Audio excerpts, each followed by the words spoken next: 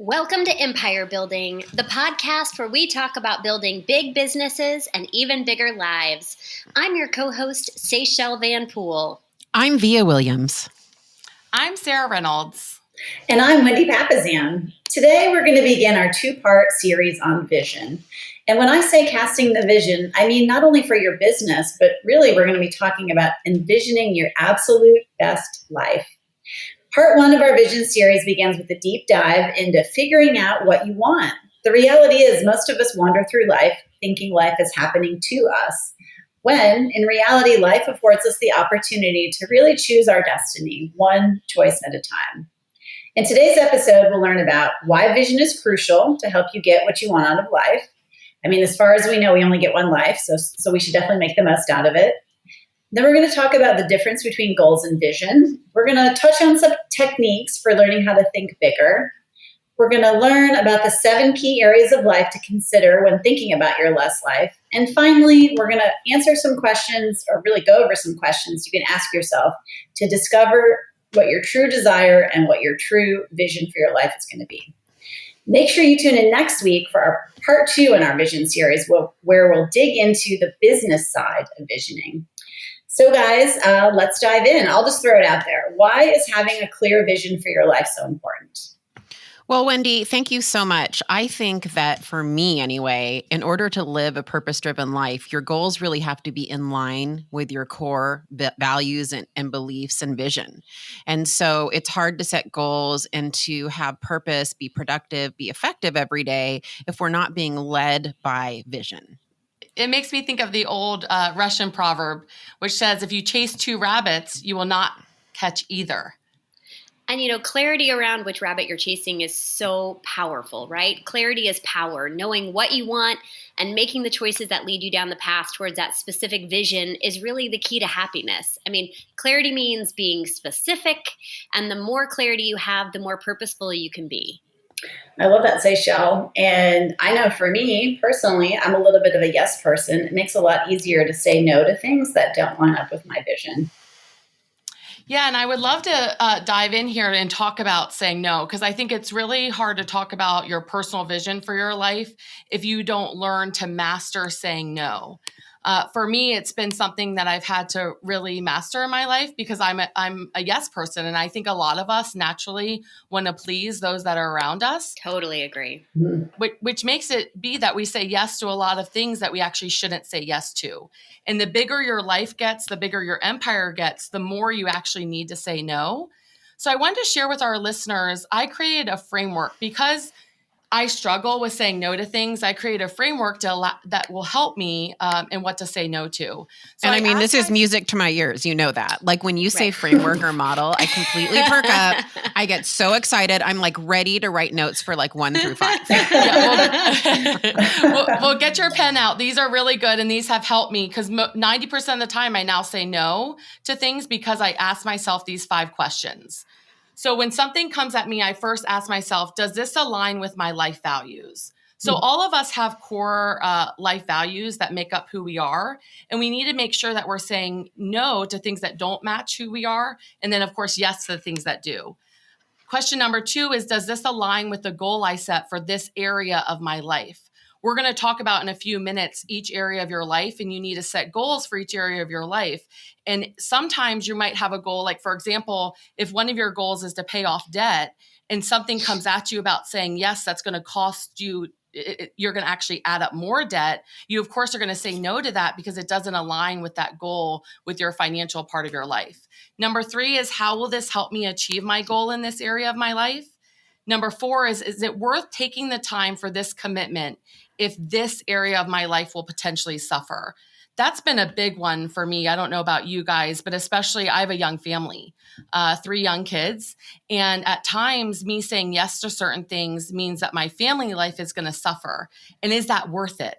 And a lot of times the answer is no. So then I say no to what that is. And then number 4 is, what am I trying to accomplish by committing my time to this? Making sure you have a goal for what you're trying to achieve with every aspect of your life. So I follow those 5 questions and then I answer yes or no to whatever's thrown at me. And 90% of the time it's a no. I love that framework, Sarah, because I think a lot of us are all of us actually on this podcast are high drive individuals, and we believe we can accomplish anything we can set our mind to. And so therefore, it allows us to, right, like somebody gives you an opportunity, and so many leaders often say yes first, right, and then figure it out later.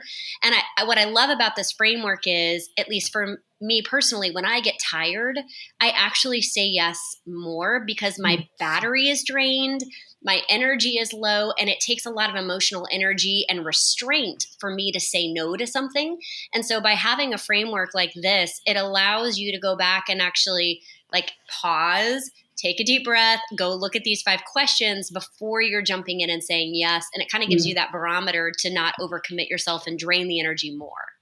I love that, Seychelle, because the reality is our willpower is finite. Yes. And I don't think we all understand that our willpower is finite. And if your default is yes, then you need to be making decisions when you have a lot of energy. Otherwise, the default is going to be yes. For some people, the default is probably no. Right. But if your default is yes, that's huge. I love that. And I also want to circle back to something to the very beginning of the podcast, Seychelle. You said clarity is key. And I found getting clarity on any aspect of my life has been one of the bigger game changers of my life, right? And so, Sarah, you kind of glossed over number 1. And number 1 was, does this align with my life values? And I found myself thinking, I wonder if people truly have purposeful life values. They have them. Everybody has them. But I wonder how many of our listeners truly can I just pull up on my iPhone notes, what are Via's values? I mean, I sort of can, but it's an interesting exercise to go through, isn't it? Because if you don't know what your life values are, how can you use that as a filter? In fact, we talk about vision. That's what this whole episode's about. That's your filter. That's the primary filter for which your goals and everything else you do in life, is set, right?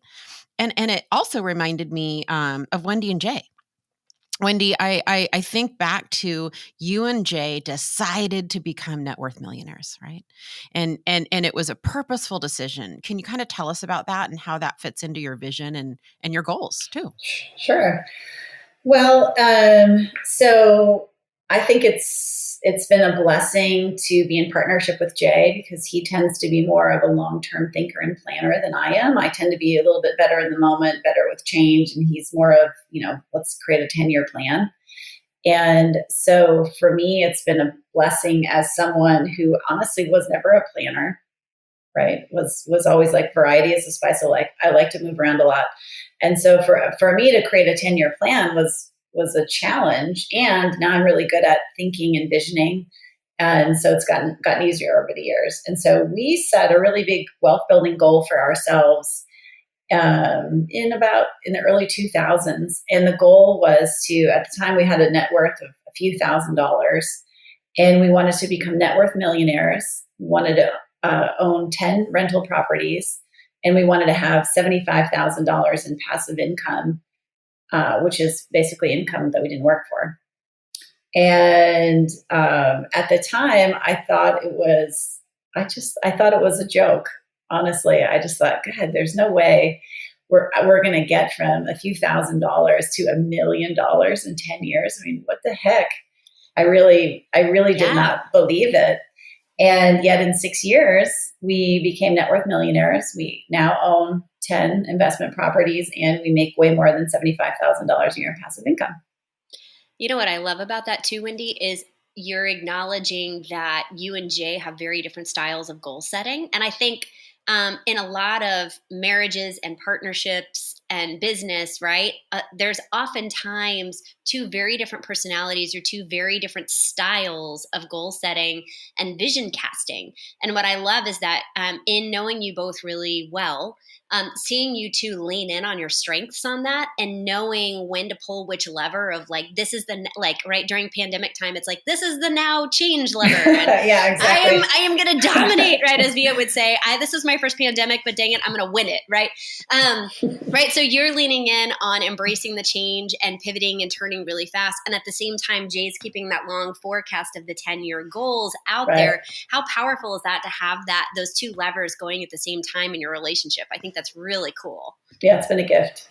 Well, and Wendy, like the vision is the 10-year net worth millionaire, but the goal is we're going to own 10 houses and, you know, this year we're going to buy one house and so on and so forth. Yeah. Right. Well, you want to dig into that? Let's talk about the difference between vision and goals. You know, Sarah was talking a lot about goals. She was talking about her 5, but I'd love to just dive into that. Mm-hmm. I mean, the way I look at it, you guys, is really the goals are how you achieve something. So they're the milestones on the way to the top of the vision summit, right? And you know me, for some reason, I always want to use a mountain analogy. And I've never, like, I'm not a mountain climber, but that's the best analogy to me ever. It's because you live in, I love mountains. It's because you live in Seattle and you get to see Mount Rainier all the time. Of course. Yeah. So what I'm hearing you say, Via, is that vision defines basically who you want to be. So for Jay and Wendy's example, right? They wanted to be a net worth millionaire. That's who they wanted to be. What you want to be known for and the experiences and accomplishments you hope for. The vision helps define the goals by giving you a framework, Via's favorite word, to evaluate those goals. Whereas goals are an important part of getting what you want out of your life. They can also be too specific, and we may miss the big picture because we spent too much time on the to-do list. So, for example, if you're setting, let's say you have the goal of the 10 properties, but then you don't have the big goal of being a net worth millionaire, you might make certain decisions on the wrong properties, right? If you don't have the vision out in front of you of what you want to become and what you want to be. Well, and sometimes goals can be hollow. You know, it's like, I want to be the number 1 agent in my office. Okay, great. So then what happens when you get there? Exactly. Right. Well, which is different than your mission, right? Of helping, you know, clients forever or whatever your mission would be.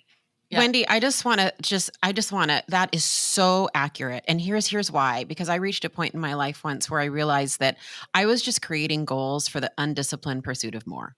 And, you know, and that's not my quote. That's a quote I use all the time. And when I created my mission and my vision and my values, I realized I was now being purposeful and my goals became very purposeful on the way to that vision. Otherwise, it's exactly what you just described. It's arbitrary. It's not tied to anything bigger than yourself. And it's certainly not tied to other people. And I think that's where those 5 questions are so critical that I shared, because if you look at, I mean, on one episode, we need to dive even more into this journey on building your net worth to $1 million. And if you dive into the actions that Jay and Wendy took, a lot of times you can go look at those questions and they made certain decisions to make sure they got there because they kept the vision in front of them. Right? They knew that buying that new car, it might be fancy, it might feel good for a short period of time, but that was going to take them off course from the vision of becoming a net worth millionaire. I think that's critical when we're looking at this. So, I think too, when you're casting your vision, a lot of times people are casting a vision that they've never seen anybody else accomplish, and so making sure you're carefully choosing who's in your life, whether it's your mentors or your tribe or your friend group or who you're modeling after, even in books, right? I think there's something so powerful about when you're casting your vision, understanding that anything you believe you want to achieve is possible. And if you can find in a couple areas of your life people that may have succeeded at a high level and modeling after that, you're going to get there so much faster than trying to reinvent the wheel yourself. That's a nugget, you guys. I mean, that is huge. So anything you can achieve in life, anything you can conceive in life, you can achieve. Yes. And chances are somebody's probably already been there first. And so find the model, find the mentor, right? Think bigger and model your actions and habits after that person. I mean, that's a huge nugget. Well, and Seychelle, we talk about that in future episodes. We talk about the importance of that when you're hiring. That's right. And we talk about how that plays into your passion and your confidence and your self-esteem. And that is all contagious. And that is how we attract talent, actually. That's what leaders do. So we get into that a little later. Yeah, we're so good at visioning. We actually know the future episodes already, guys. It's incredible. There are basically 7 areas of your life that you want to focus on for casting a vision. Mm-hmm. And many times you're going to have mentors and people around you that are different depending on the area of life that you're focused on. Wendy, can you share with our listeners those 7 areas? Yeah. So The seven circles come from a great book. It's called The One Thing. It was written by Gary Keller and my husband, Jay Papazian, which is, we've been living this book. The book came out, I think, 7 years ago, and then Jay started to do the research on it 5 years before that. Mm-hmm. So we've been living the book for over a decade. And the seven circles they're in this order. And it was very purposeful the way they put them in order. So the first one's spiritual, right, which is your core of yourself. And then you've got the physical, because you only have one body. And then you have your personal goals. Then you've got your key relationships. Then you've got your job, right? And then you've got your business circle. And then you've got your finances circle. So if you are a business owner, not only do you have a circle for your business, but you also have a circle for your job, right? So you really think about, so what I've done is I ask myself, what are my someday goals for these areas of my life, and work backwards. So for my finances, I know our eventual goal is to have $2.5 million of passive income every year. And that's what we're working backwards from. So that's our eventual goal. And we ask ourselves the question, okay, so if that's our someday goal, then where do we need to be in 10 years? Where do we need to be in 5 years? Where do we need to be in 1 year? And what are the habits we need to be putting in place to make that happen today? So you start with your someday goal, right? And you have your someday goals for all of your circles. Like where do you want to be spiritually? Where do you want to be physically? Where do you want to be with your key relationships? And then you move backwards and you say, if this is my goal is to have $2.5 million worth of passive income every year, where do I need to be in 10 years? Where do I need to be in 5 years? Where do I need to be in 1 year? Where do I need to be in 6 months? And what do I need to be doing? What are the habits and actions I need to be doing today in order to hit that 6-month goal? So one of the things I want to highlight here is, I don't know about some of our listeners, but for me, I've always been a vision and goal-oriented person with my business. That has been very easy for me. I almost don't recognize when someone's not like that, meaning like I don't get it. I've struggled with these other circles. And I think some of our listeners probably find the other circles easier. And I think some of our hosts, my co-hosts, might find the other circles easier. And I just want to be transparent and share that this isn't always easy for everyone. And it wasn't easy for me. And we're going to dive in here in a second and talk about how you do this, especially for those of us that struggle with outside of our business goals and vision. Okay, let's talk about you as a person, because the whole reason why you have a big business, a big empire, is for you to have that big life. And if all you're doing, like I did for years, I put my head down and I focused on my big business, I focused on my big empire, and I let my big life sort of go. And I just wanted to share that I know it's a struggle for some of you, and listen to us. There's a reason we're starting with this before we talk about setting that vision for your business, because it's crucial to having a big business and an even bigger life. So Sarah, I completely relate to this, and I'll share with you guys a personal story and how I turned the tide on this. I started doing this exercise, and a couple of years into it, I had a big, huge goal coming into a year that I was going to lose 70 pounds. So I sat down and I created a focusing question for each of the circles that I added to this exercise, Wendy. So I've added fan fiction to Jay's framework. Right? Of course.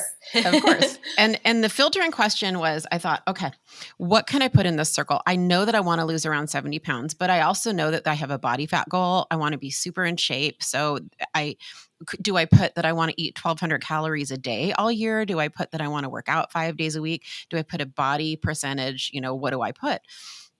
And the focusing question I came up with was, look, Via, if at the end of the year I fail on absolutely everything in my physical circle, but I lose 70 pounds, do I define that year as winning? And my answer to myself was absolutely yes. So the pounds lost became my barometer. That's how I filtered that was the goal, right? And by doing that, I started asking myself that question, like, what if I screw up on every single aspect, like my finances? What if I screw up on everything, but I put $200,000 in the bank this year? Well, that's a success. I would still define it as winning the year, even if I made mistakes, right? So that became the way I did this exercise. And it's how I actually train my teams. And I've done it if the book came out 7 years ago, probably for 6 years. I love that. Well, and you know what I like about it is you're setting a tangible goal each year, Via, that is a big stretch, and that is the one focus that you go through. I know, to share a story back, some of you may be earlier in your careers listening to this. One thing I really struggled with was I originally believed that you work and work and work and work and work and work until you have earned the right to take time off.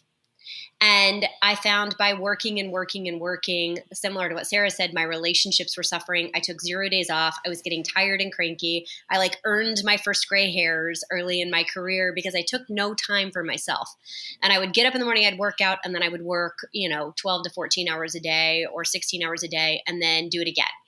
And something that Gary Keller taught me that really changed my world was that when you're looking at your circles, you have to plan for the relationships in your calendar, and you have to plan for the personal side, and you have to plan that time first. And I know we'll get into that as we talk about where your vision is going to go. But for me, in my first 3 years of real estate, I didn't take off more than maybe 3 days a year. And I was exhausted. And that next year, that fourth year, Gary challenged me to take off a month in a row.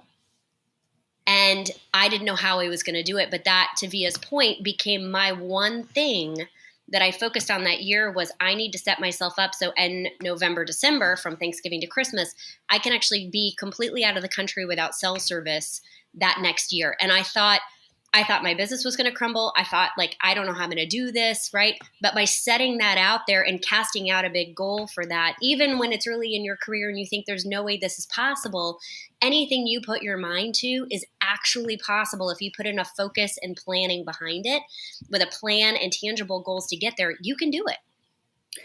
That's amazing, Seychelle. And I'm just going to push back a little bit about what you said, Via and Seychelle, because I think those, taking a month off, that's not really a vision. And losing 70 pounds is not really a vision for your life. Those are goals. It's definitely a goal. Those are goals. Those are both very tangible goals. And those are goals. Pursuit to the vision of having better relationships, right? Right. Or on pursuit to the physicality.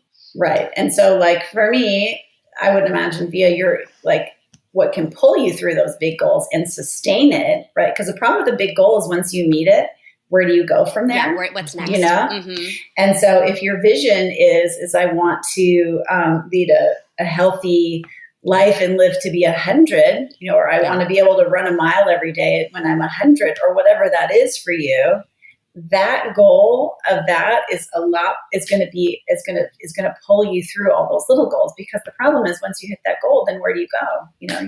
Or you have accomplished syndrome, where then you have a huge letdown after that because you haven't then gotten clarity on it. That's a great point, Wendy. You're absolutely right.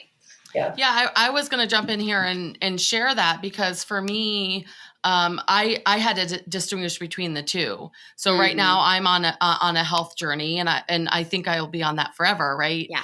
Of making my health a priority, and my vision is to be a healthy example of a leader. So to be a leader that shows her team that we're putting on our oxygen mask first. That's my vision, which can be forever, right? I want to be that long term, whereas the goal might be to lose a certain amount of weight. Yeah, a short term goal. And so that's what can get confusing with this conversation, right? Is we want to distinguish between the two. Is set the vision, which is long term, but you have to have those little goals to get to the long term vision. That's right. Yeah. And I'm really, really glad you brought that up, Wendy, because you're absolutely right. So in my family, one of the things we talk about a lot is that that we're going to live to 100. We actually plan a life for 100. And one of the things that I say often, and really what my vision and my physical vision for myself is to have the stamina for my big life. So it's to have the stamina for my big life to live to 100. And I should have prefaced it by that, but I'm kind of glad I didn't, because it enabled you the opportunity to call that out, which is a really distinctive and I think confusing thing that people mix up. Well, it is confusing because most of the time we're taught, we're educated. Our public school system is around goals, right? And we definitely don't want to fail. Right? We don't want to get that F for sure. Yeah. So how do we go about it, guys? So it can be daunting to think about, wow, I get to choose anything I want in this world. Wow.